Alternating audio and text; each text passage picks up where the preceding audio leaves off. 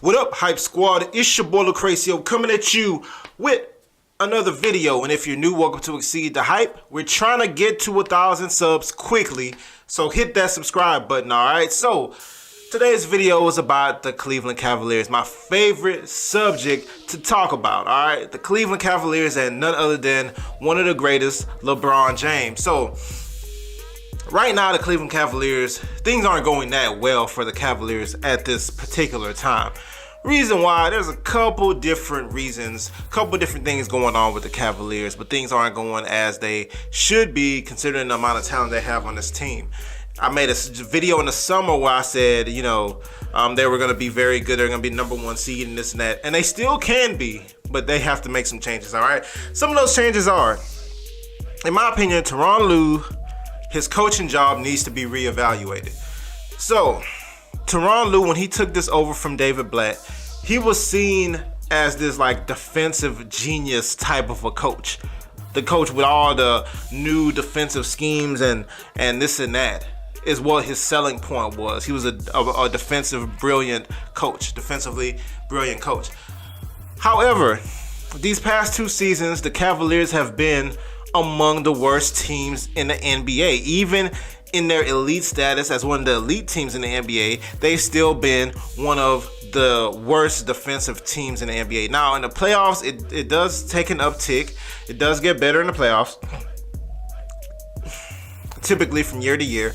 But it doesn't change the fact that they're one of the worst defensive teams in the NBA all season long. All right, so that's one reason he needs to be evaluated. Another reason he needs to be evaluated is the stagnant offense. Now, the Cavaliers do move the ball. Like last season, when it comes to creating open 3-point shots, their offense really does a good job. They swing the ball around the perimeter or whatever after the initial penetration or whatever.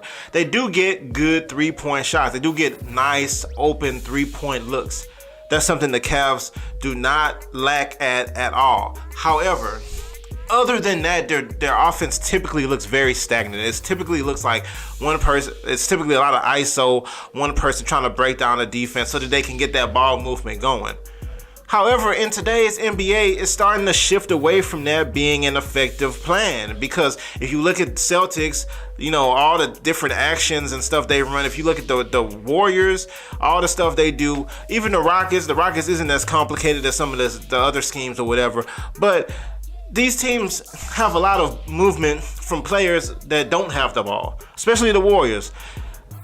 It's all predicated on off the ball movement and everybody on defense having to defend, and teams not being used to having to defend like that. So the Cavaliers' stagnant offense is another reason I think Tyronn Lue needs to be evaluated. I think the Cavaliers need a better offensive system. I feel like you can maximize LeBron even more by taking some of the workload off with him not having to create, so much of the offense just randomly, off of a single ISO or whatever. Isaiah Thomas, we have got a chance to see Isaiah Thomas. He did come back. He still, doesn't have his rhythm, doesn't have, the wind yet necessarily. His shot's off. He misses a lot off the front of the rim or whatever. He needs to find his rhythm. Another thing, he has a horrible defensive reputation, right? But I feel like he really needs to. I was watching the Warriors game the other night, and there were a couple plays where he was just kind of watching everybody else on defense. He was standing in an area where there was no immediate defender. He wasn't guarding anybody. That's bad stuff. That's going to show up on their tape, and they're going to ream him for it, basically. He needs to show effort. I understand he's too short to get good contest on a Klay Thompson or whatever. I understand that. That's fine. But the effort needs to be there defensively, and he needs just to fit in with this team. Age is another issue going on with the Cleveland Cavaliers. They're the oldest team in the league. This is another LeBron thing. LeBron always, when he goes to a team, he gets his stars. They all get max salaries. Then they have to pull people off the garbage, not the garbage heap. Okay, calm down. Not the garbage heap, but pull people off the bargain rack or whatever and throw them in there with minimum contracts to try to fill the team out. this always ends up having a bunch of old vets past their prime or whatever. And the problem with having such an old team, even if they've all been there before, they all know the season is a grind. It's hard to get consistent effort night in, night out from these types of players. They usually play better in the playoffs, but it's tough to get consistent effort from these guys. And then it's also tough to get like effort on a back-to-back. Not effort, but get them to play well on the back-to-back. That's not an effort thing. That's just an age thing. It's hard to get them joints moving again after just playing the night before. So age is another factor. One thing LeBron is not known for is helping young talent develop next to him. I mean, when was the last time he had a rookie? I guess you could say Mario Chalmers or like J.J. Hickson before in the first time in Cleveland. But it's been a while since he had a rookie that we've seen, grow and become a good player next to him. All right, he typically doesn't mess with draft picks and things of that nature. He just wants them traded for players who can help immediately. This team has some important team needs, some deep team needs that they're not going to improve anytime soon unless they address. All right, one of them is rim protection. Rim protection, people. It's the wave of the NBA. The big man of yesteryear who will catch the ball in the post and hit you with a left-handed hook shot or whatever. Those days are over. Bigs in today's NBA have to be able to protect the rim. That's really all they're there for. A couple of rim runs, maybe they get a couple easy baskets when they can get easy baskets off a screen or roll or whatever the case may be. But typically they're there for rim protection. And the Cavaliers do not have a rim protector. Tristan Thompson, over the years, have proven that he is not that. He's an undersized center. He's outstanding when it comes to offensive rebounding, but he is not a rim protector. Okay? I don't know that they've had a rim protector. Maybe Chris Anderson, but he was way past his prime. They did have Moskov, but Moskov also isn't that great of a rim protector, but he is big. They need somebody in the middle to stop people from coming into the lane all willy-nilly, man. DeAndre Jordan is somebody who's been thrown out there. A trade with the Clippers would be like DeAndre Jordan and Lou Williams would likely be the people that the Cleveland Cavaliers go after. There's also Nerlens Noel. He is on the outs with the Dallas Mavericks. A lot of people forgot about him, but he has a very, very good defensive instincts. He can block a lot of shots. If he gets the opportunities, I believe he can get in there and block shots. And he should be reasonably cheap considering that the Dallas Mavericks don't even play him. They don't even want him. Bismack Biyombo is another one. Now, this is weird. He and his rim protection numbers have gone down the last couple years, but he's still a defensive big who really, that's his whole purpose. Now, he makes a lot of money, so that's tough. That's a tough one. But he's another name. And there's other ones out there, but those are the three that seems like they're gettable. DeAndre Jordan, because the Clippers want to get rid of him. Nerlens Noel, because Dallas doesn't love him.